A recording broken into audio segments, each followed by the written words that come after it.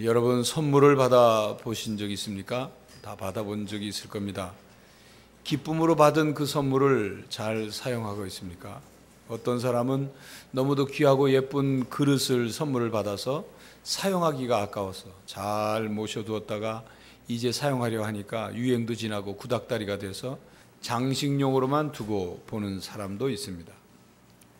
여러분이 사랑하는 사람에게 선물을 주었는데 그 선물을 사용하지 않고 있다면 여러분들은 서운해할 것입니다. 저희 집 큰아들이 초등학교 4학년 때인가 5학년 때 내 생일날 선물로 만년필을 선물을 했습니다. 어느 문방구에서 샀겠죠. 아자로 시작하는 만년필입니다.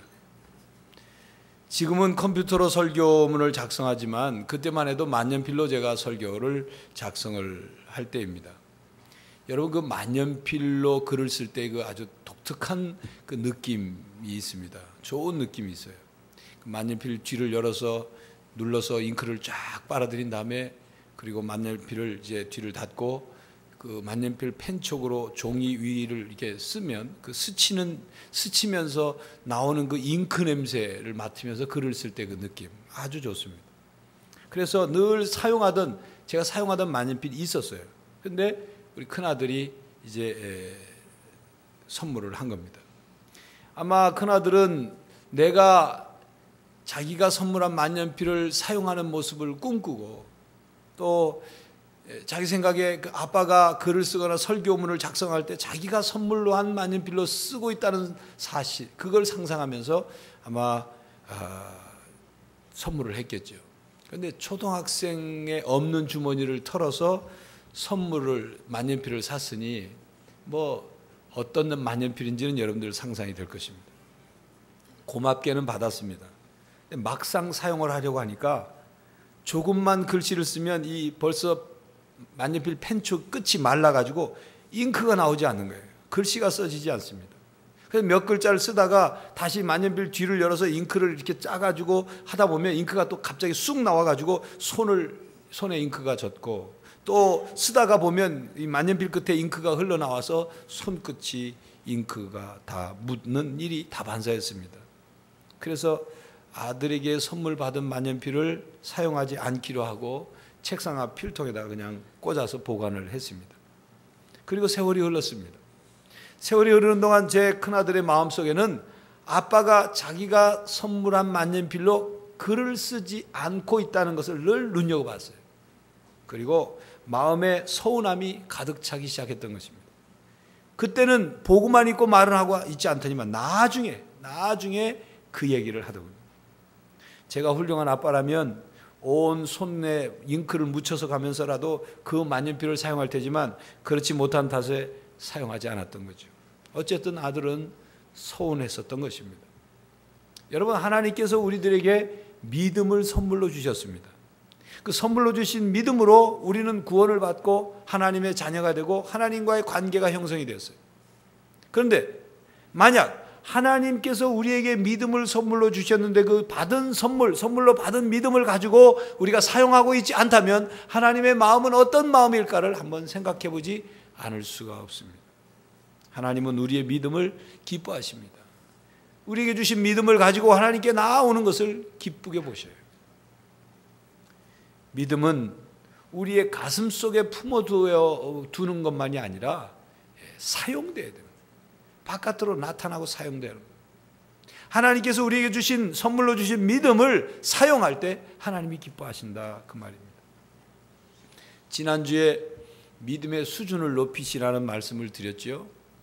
다른 각도에서 생각해 보면 믿음의 수준을 높이고 싶지만 믿음이 없다면 어떻게 높일 믿음이 없다면 어찌 수준이 높아지겠나. 그런 생각을 한번 해보지 않을 수 없습니다. 여러분 가운데는 이렇게 말하는 분이 있을 겁니다. 나는 믿음이 약해요. 믿음이 약하다는 말은 그래도 낫다 말입니다. 약한 믿음이라도 있으니까. 근데 어떤 분은 난 믿음이 없어요 이렇게 말하는 분이 있어요. 그렇다면 정말 없는 것인지 아니면 겸손해서 그렇게 표현하는 것이 자신의 믿음을 점검해 봐야 돼요. 믿음이 없다면 심각한 일이 아닐 수 없습니다. 오늘 본문 말씀은 우리의 믿음을 시험해 보라. 우리에게 믿음이 있는지 시험해 보라는 말씀입니다. 오늘 본문 고린도후서 13장 5절 말씀을 우리가 같이 봉독하겠습니다. 다시 한번 5절만 봉독합니다. 너희는 믿음 안에 있는가? 너희 자신을 시험하고 너희 자신을 확증하라. 예수 그리스도께서 너희 안에 계신 줄을 너희가 스스로 알지 못하느냐? 그렇지 않으면 너희는 버림을 받은 자니라. 믿음 안에 우리가 있는가? 믿음이 우리에게 있는가? 그리스도 안에 우리의 믿음이 있는가? 점검해 보라. 시험해 보라 그 말입니다. 시험해 보라. 하나님께서 우리에게 선물로 주신 믿음을 사용하기 위해서는 자신의 믿음, 자신이 그 믿음에 있는가 시험을 해봐야 합니다. 유진 피터슨이 성경 번역한 더 메시지라는 번역본에 본문 5절 6절을 이렇게 번역했습니다. 여러분 자신을 스스로 점검해 보십시오. 여러분은 자신이 믿음 안에서 흔들림이 없는지 스스로 확인해 보고 모든 것을 당연한 것으로 여기며 적당히 지내는 일이 없게 하십시오. 여러분 자신을 주기적으로 점검하십시오. 여러분에게 필요한 것은 예수 그리스도께서 여러분 안에 계시다는 전해 들은 이야기가 아니라 직접적인 증거입니다. 그 증거가 있는지 시험해 보십시오. 만일 그 시험에 실격했다면 방법을 강구하십시오. 우리가 그리스도 안에 있는 믿음이 있는가를 시험하라는 말씀은 점검해 보라는 것입니다. 믿음이 있는지, 우리에게 믿음이 있는지 없는지, 어떤 믿음을 가지고 있는지 점검해 보라는 말씀입니다. 사람은 여러 형태의 믿음을 가지고 있습니다. 자기의 마음을 믿는 믿음을 가지고 있는 사람이 있고, 사람을 믿는 믿음, 혹은 재물이나 돈을 믿는 믿음, 우상을 믿는 믿음, 아니면 자기의 어떤 그 능력을 믿는 믿음을 가지고 살아가는 사람도 있어요. 그러나 그런 믿음은 영원한 믿음, 궁극적인 믿음이 되지 못합니다. 무엇을 믿느냐가 중요한데, 잘못된 믿음의 대상을 믿으면서 그것이 믿음인 양 착각해서는 안 되는 것입니다. 성경에는 우리에게 여러 종류의 믿음이 소개되고 있습니다. 예수님과 제자가 배를 타고 갈릴리 바다를 건너가는데 바람이 불어 물이 배 안으로 들어와서 마치 다 죽게 되었어요. 그때 예수님은 주무시고 계셨는데 제자들이 예수님을 흔들어 깨우죠. 일어나신 예수님께서 제자들에게 믿음이 적은 자들아 말씀합니다. 적은 믿음, 성경에서는 적은 믿음을 얘기하고 있어요. 가나안 여인이 자기의 딸이 귀신이 들려서 자기의 딸을 낫게 해달라고 예수님께 찾아와서 간청을 하고, 주인상에서 떨어지는 부스러기라도 먹게 해달라고 구했을 때 예수님께서 내 믿음이 크도다, 큰 믿음을 말하고 있어요. 성경에는 작은 믿음도 있지만 큰 믿음도 있습니다. 야고보서 2장 22절에는 행함으로 믿음이 온전케 되었다는 말씀이 나오는데 바로 온전한 믿음을 말씀합니다. 야고보서 2장 26절에는 행함이 없는 믿음은 죽은 믿음이다. 죽은 믿음에 대해서 말씀합니다. 디모데전서 1장 5절에는 거짓이 없는 믿음을 말씀하고 있고, 누가복음 8장 13절에는 뿌리 없는 믿음을 말씀하고 있습니다. 그리고 고린도전서 15장 14절과 17절에는 부활을 부인하는 믿음을 헛된 믿음이라. 너희 믿음이 헛되다. 헛된 믿음을 말씀하고 있습니다. 그리고 베드로후서 1장 1절에는 보배로운 믿음을 말씀하고 있습니다. 여러분, 이 많은 여러 종류의 믿음 가운데 여러분의 믿음은 어떤 믿음입니까?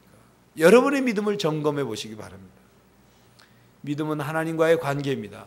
성자 하나님 예수 그리스도와의 관계입니다. 성령 하나님과의 관계입니다. 하나님과의 관계는 믿음으로만이 관계가 이루어지죠.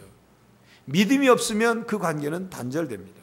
여러분, 사람과의 관계도 마찬가지 아닙니까? 어떤 사람과의 관계를 맺고 함께 일하거나 함께 하거나 함께 어떤 그 인격적인 교제를 유지하려면 믿음이 있어야 돼요.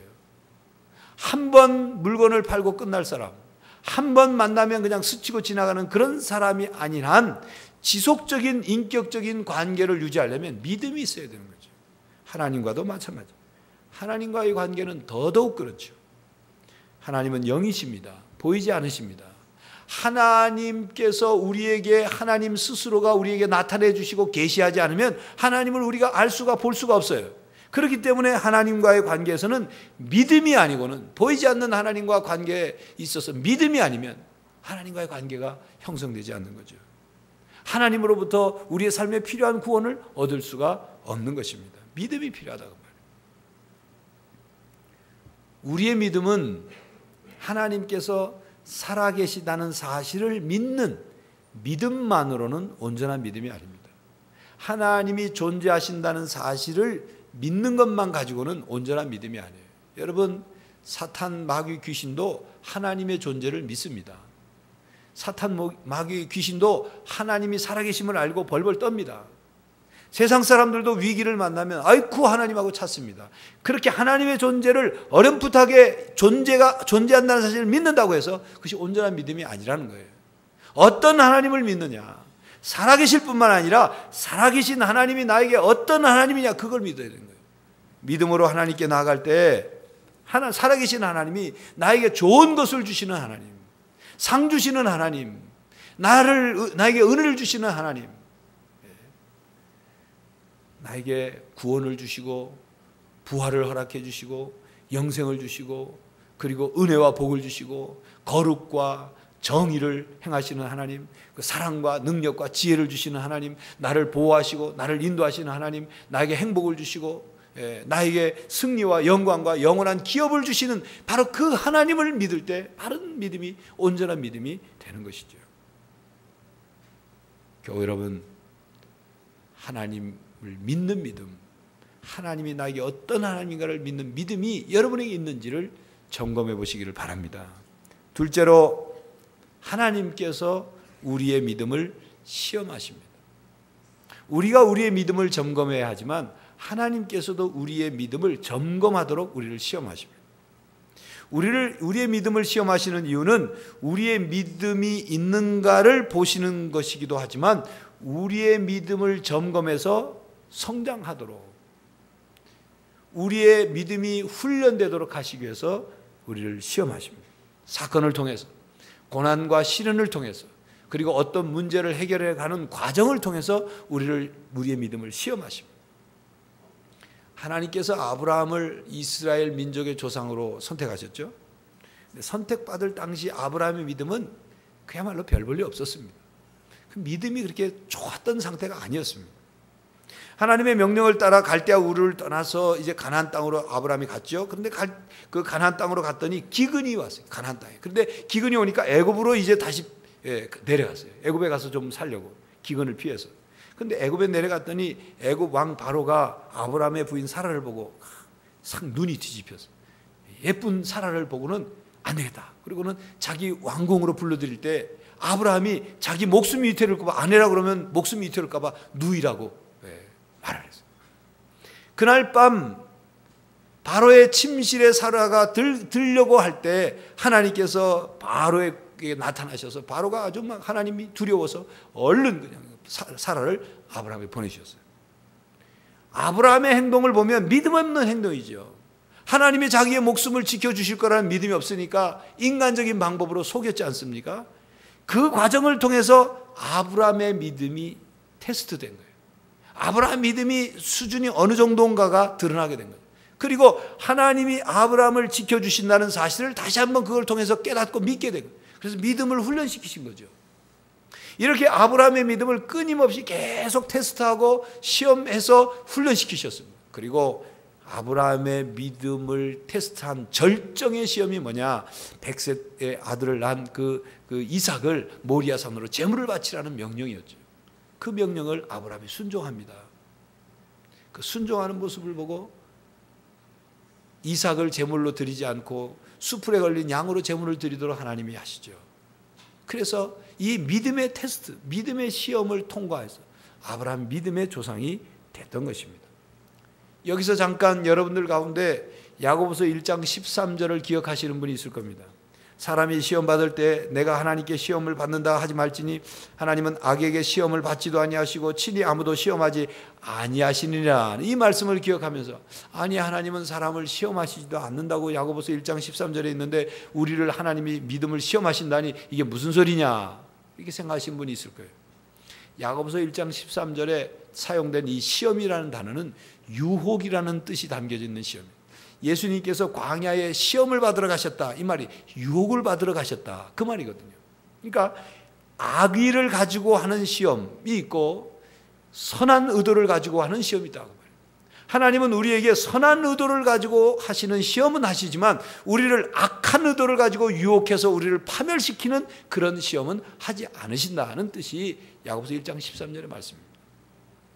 예수님께서도 제자들을 시험하셨어요. 요한복음 6장에 보면 그 디베랴 바다 편에 있는 그 푸른 초장에 많은 무리들이 모여서 예수님의 말씀을 들으려고 했죠. 수천 명, 아니 10,000명 이상의 숫자가 모였습니다. 때가 돼서 무리들이 배가 고파요. 예수님께서 빌립을 시험코자, 성경에 보면 빌립을 시험코자 하심이라 이렇게 말씀이 나오죠. 빌립에게 이 많은 무리들에게 우리가 뭘 사서 어떻게 밥을 먹이지? 물으십니다. 그랬더니 빌립은 쑥 둘러보더니만 200데너리안 돈이 필요합니다. 계산으로 대답을 해요. 예수님이 원하신 건 그게 아니었죠. 예수님은 이 많은 무리들을 어떻게 먹이실지에 대한 질문을 통해서 빌립의 믿음을 테스트하고 그 믿음의 수준을 높이기를 원하셨던 거예요. 예수님께서 보리떡 5개와 물고기 2마리 어린아이 도시락을 가지고 기적을 행하시죠. 이 기적을 통해서 빌립의 믿음이 계산하는 믿음이 아니라 아주 적은 것이지만 이것을 가지고 주님이 행하시면 기적이 일어나고 주님께서는 모든 사람들에게 양식을 주실 수 있는 하나님이시고 그리고 그 양식을 통해서 생명을 유지시켜 주시는 하나님이신 것을 그가 경험하게 되는 것입니다. 그러므로 믿음의 시험은 우리의 믿음을 점검하고 부족한 믿음을 더욱 온전케 하는 계기가 됩니다. 그렇습니다. 믿음의 시험은 믿음이 있는지 없는지를 테스트할 뿐만 아니라 그 믿음의 시험을 통해서 믿음이 더욱 성장하는 계기가 됩니다. 그래서 야고보서 1장 2절부터 4절까지 말씀에는 그 유진 피터슨의 더 메시지 번역본으로 읽어드리면 여러분 시험과 도전이 사방에서 여러분에게 닥쳐올 때 그것을 더할 나위 없는 선물로 여기십시오. 여러분도 알다시피 시련을 겪을수록 여러분들의 믿음 생활은 훤히 그 실체가 드러날 것입니다. 그러니 성급하게 시련에서 벗어나려고 노력하지 마십시오. 시련을 충분히 참고 견디십시오. 그러면 여러분은 성숙하고 잘 다듬어진 사람, 여러모로 보나 어느 모로 보나 부족함이 없는 사람이 될 것입니다. 우리가 시험을 통해서 더욱 온전해지고 성숙해집니다. 하나님께서 우리를 시험하시는데 우리의 믿음을 시험하시는 목적은 과연 하나님의 자녀인 네가 내가 주는 은혜와 복과 능력을 감당할 수 있느냐 하는 이것을 테스트하시는 것입니다. 하나님께서 주시는 은혜와 복과 능력을 하나님의 뜻대로 합당하게 쓸 수 있는가 그걸 보시는 거예요. 재물을 주면 재물만 받고 그 재물을 자기 인생을 즐기기 위해서만 사용하는 사람인가? 건강을 주면 건강을 얻어서 자기 인생을 위해서만 그 건강을 사용하는가? 이걸 보시기로 합니다. 지혜를 주면 그 지혜를 가지고 자기 출세하고 성공하는 일에만 그 지혜를 사용하는 사람은 아닌가? 그걸 점검해 보시고 테스트하시는 거예요. 하나님께서 맡기시는 일을 믿음으로 잘 감당할 수 있는 믿음인가? 하나님을 철저히 믿고 하나님과 함께 일할 수 있는 그런 믿음인가? 이걸 보시기 위해서 테스트하시는 거예요. 그러므로 하나님께서 우리를 사용하시기 전에 우리에게 복을 주시기 전에 우리를 하나님께로 불러서 하나님 나라의 비밀스러운 일에 우리를 동참하도록 하나님의 일을 감당하도록 그 일을 맡기시기 전에 하나님은 반드시 우리의 믿음을 테스트하십니다. 시험하시는 거예요. 여러분, 여러분이 회사를 경영한다면 직원을 뽑힌 직원에게 무조건 모든 것을 다 맡깁니까? 아니죠. 그렇게 했다는 그 직원이 공금을 횡령할지 공금을 유용할지 창고 물건을 빼돌릴지 모르는 일이에요. 그런 사고가 나면 망하는 겁니다. 이 사람이 믿을 만한가를 보고 일을 조금씩 맡겨보고 믿을 만하고 책임질 만한 사람일 때 큰 일을 맡기는 거예요. 하나님도 마찬가지입니다. 하나님께서 주시는 것을 받아서 감당할 만한 믿음이 있는가 그걸 보시고 우리에게 일을 맡기시는 거예요. 그러므로 교우 여러분, 하나님께서 여러분에게 하시는 믿음의 시험을 잘 통과하시기를 바랍니다. 그래서 믿음도 더욱 온전해지고 하나님께서 여러분에게 더 큰 은혜, 더 큰 복을 맡기시는 귀한 은혜가 있기를 바랍니다. 셋째로 우리 믿음을 사용해야 합니다. 우리에게 믿음이 있는지 없는지, 어떤 믿음이 있는지, 우리의 믿음이 그리스도 안에 있는 믿음인지를 점검한다는 것은, 시험한다는 것은 다른 말로 믿음을 사용하라 그 말이에요. 믿음을 사용해서 정말 내게 믿음이 있는지를 점검하라 그 말이에요. 아주 오래전에 본 코미디의 한 장면입니다. 어떤 사람이 원수를 갚기 위해서 매일 칼을 갈면서 원수를 기다렸어요. 드디어 원수는 외나무 다리에서 만나다더니 외나무 다리에서 만났습니다. 그래서 딱 만나자마자 잘 만났다. 내 오늘이 오기를 얼마나 기다렸는지 아느냐. 내가 수많은 날을 이 원수를 갚기 위해서 칼을 갈면서 너를 기다렸다. 자, 내 칼을 받아라 하고 칼집에서 칼을 싹 뺐더니 칼이 조그매요. 너무 오랫동안 갈아가지고 다 따라서 없어진 거예요. 코미디 한 장면입니다. 정작 원수를 만났을 때는 그 다 달아빠진 칼로는 원수와 싸울 수 없었다 그 말이에요. 이 코미디지만 교훈이 있어요. 여러분, 믿음은 믿음을 사용할 때 사용할 수 있는 믿음의 상태여야 한다 그 말이에요. 믿음은 우리의 몸의 근육과도 같습니다. 여러분, 우리가 운동을 하면 근육이 발달합니다. 열심히 하면 막 우람한 근육, 몸짱이 되죠. 튼튼한 근육이 됩니다. 그래서 힘을 써야 할 때 힘을 사용할 수 있습니다. 그런데 아무리 그렇게 이 운동을 하고 근육이 좋았더라도 열흘, 한 달, 1년 쉬어보십시오. 그러면 근육이 힘을 잃어요. 힘을 잃어요. 그게 유지되는 게 아니에요. 오히려 그 근육 사이에 군살이 낍니다. 바로 믿음이 이와 같습니다. 믿음은 믿음을 계속 사용해야 믿음이 유지되고 믿음이 자랍니다.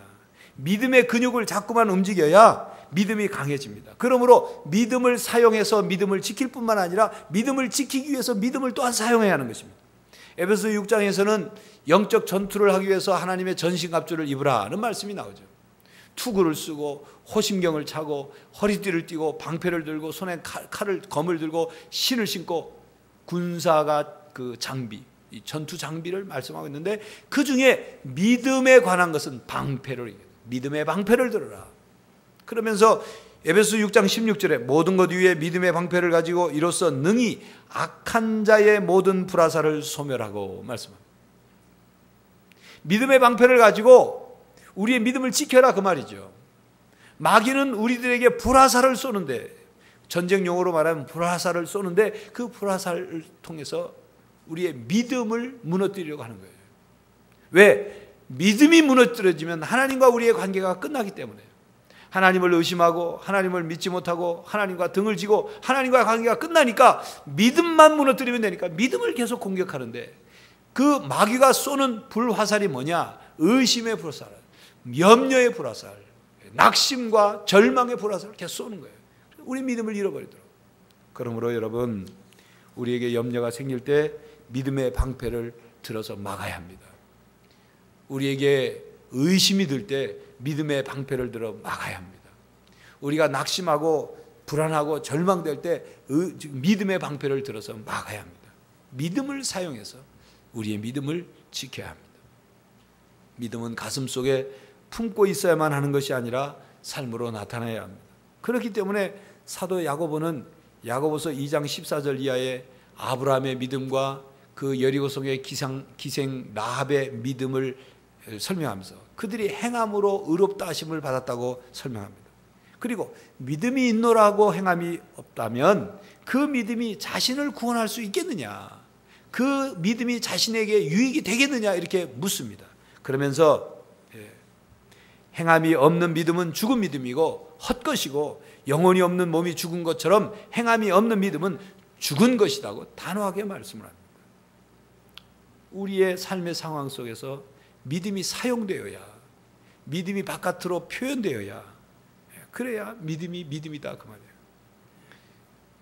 믿음이 믿음으로 사용될 때 믿음의 역사가 이루어집니다.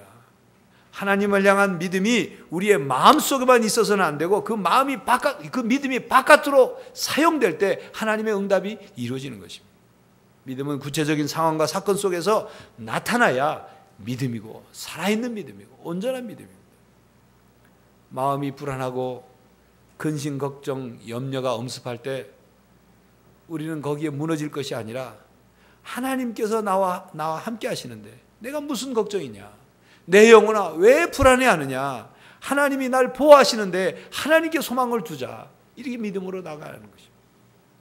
위기가 닥쳐와서 두려움 속에서 어찌할 바를 알지 못할 때 하나님께서 나의 힘이요 나의 방패요 나의 구원이 되시고 환난 날에 피할 피난처이신데 두려워하지 말자. 하나님을 믿자.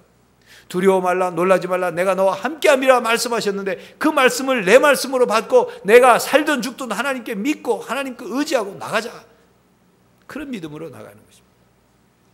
사람으로부터 거절당하고 버림받은 거절감의 상처 때문에 열등의식과 패배의식에 사로잡힐 때 우리는 믿음을 가지고 사람이 나에게 어찌하든 나는 온 세상의 주인이신 하나님이 나를 받아주시고 나를 사랑하시고 나를 소중히 여기신다.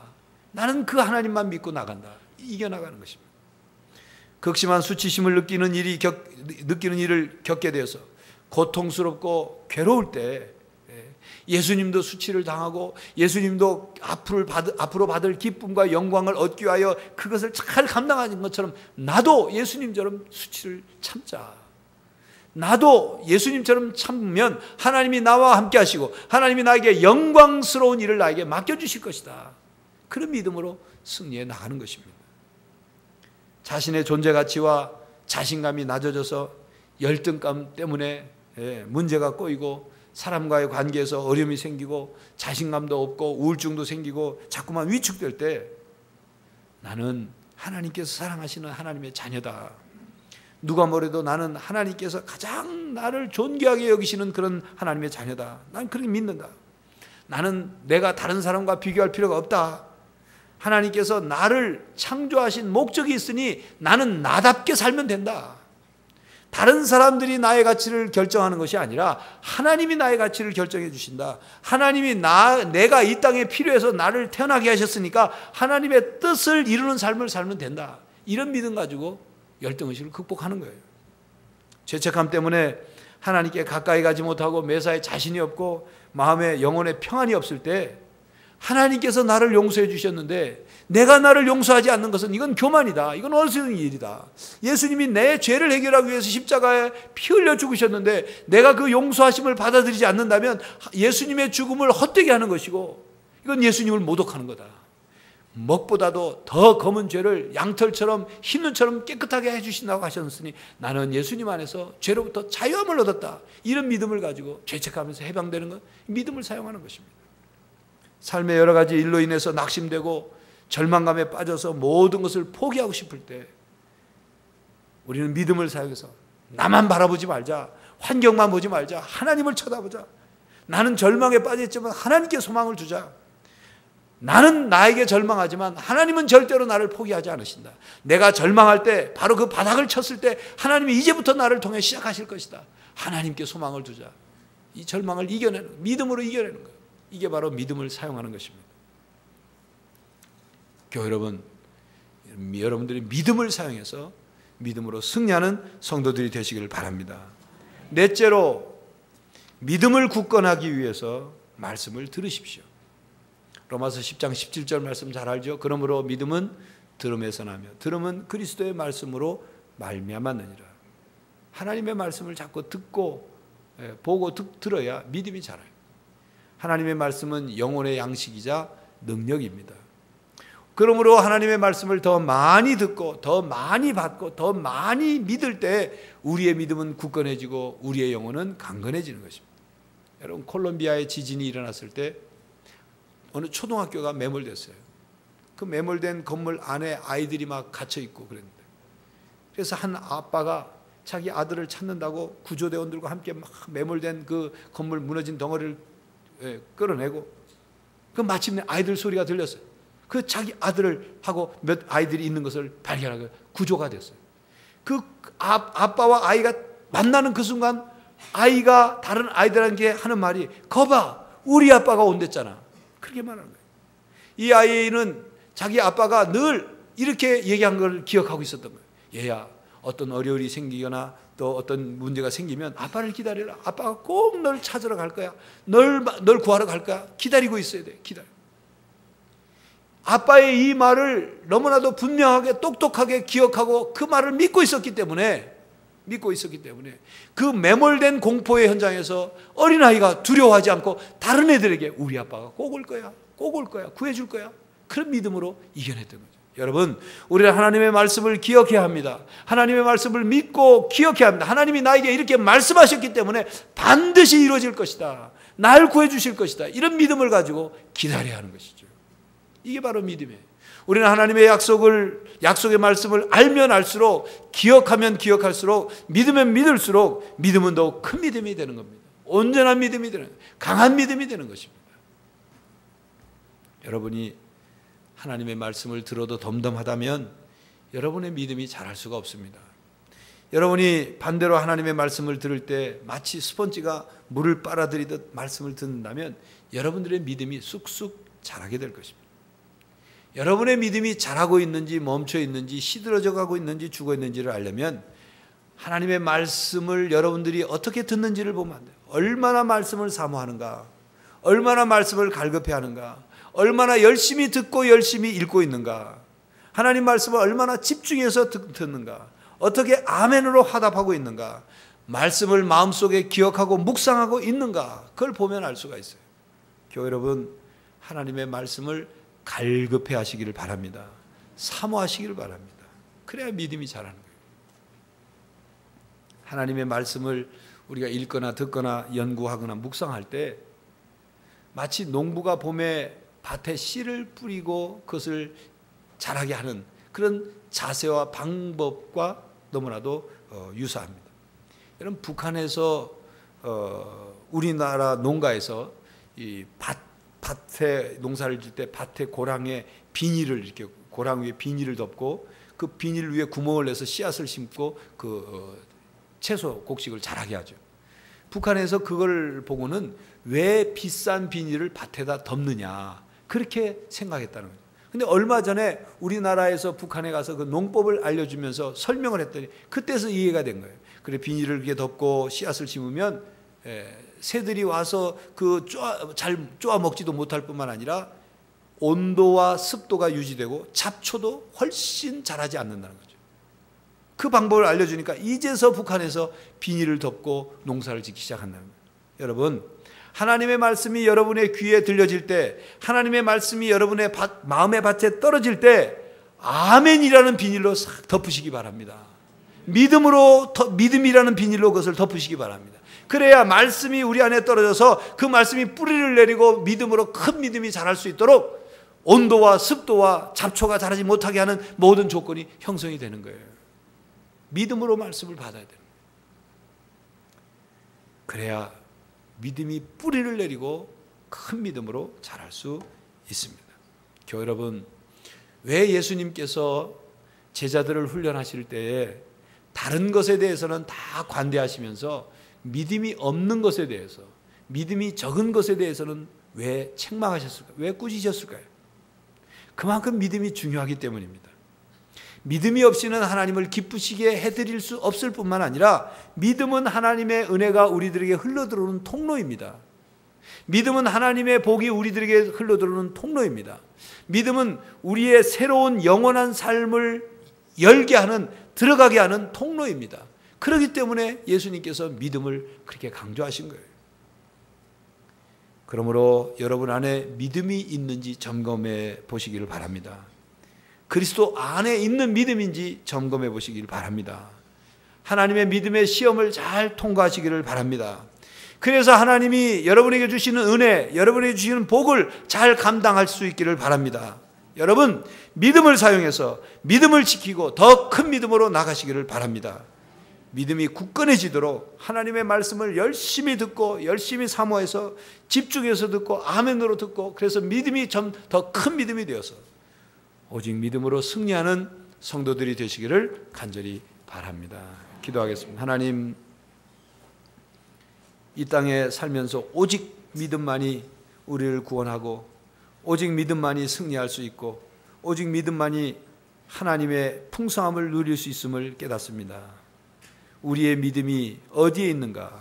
우리의 믿음이 있는지 없는지, 우리가 그리스도 안에 있는 믿음을 가지고 있는지, 우리 자신을 시험하고 점검해 보게 하여 주시옵시고, 하나님께서 우리의 믿음을 시험하시고 우리에게 더 큰 은혜와 큰 복과 또 더 큰 일을 맡기시기 위해 시험하실 때 그 믿음의 시험을 잘 통과하는 성도들이 되게 하여 주시옵소서. 날마다 매 순간마다 믿음을 사용하게 하시고 말씀을 통해서 더 큰 믿음이 되어서 오직 믿음으로 승리하며 살아가는 성도들이 다 되게 하여 주시옵소서. 예수 그리스도의 이름으로 기도하옵나이다.